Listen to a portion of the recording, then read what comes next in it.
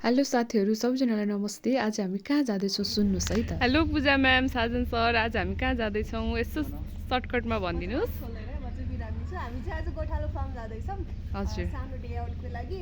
त्यहाँ गएर चाहिँ हामीले बार्बिक्यू गर्छौँ अनि त्यसपछि त्यहाँको भिलेज लाइफ इन्जोय गर्छौँ। जीवन हजुर कहाँ जाँदै हुनुहुन्छ?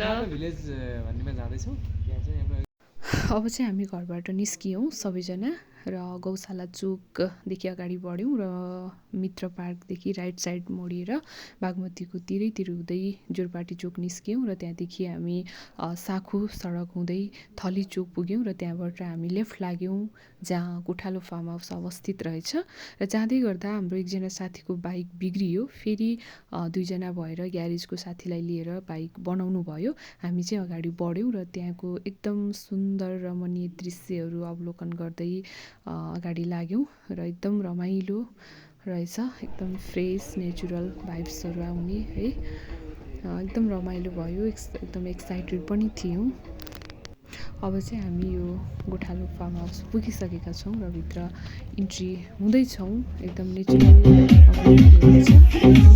थियो, यस्तो घरहरू पनि रेडी रहेछ। बाइक बन्यो? बाइक अझै बनाएको छैन। ए हेलो बनाएको छ। आशा चाहिँ यसो मासु चाहिँ मजाले पाक्नेछ। जाडो महिना यसरी आगो ताप्नु पाउँदा हामी सबैलाई खुसी लागेको थियो र हामी यसरी नै बार्बिक्यू गऱ्यौँ।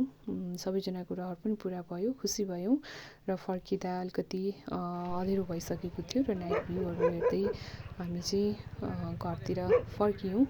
यसरी नै हजुरहरू नयाँ नयाँ ठाउँहरूबारे जान्न बुझ्न चाहनुहुन्छ भने नेचर लभर 81लाई सब्सक्राइब गर्नु नभुल्नुहोला। Thank you so much.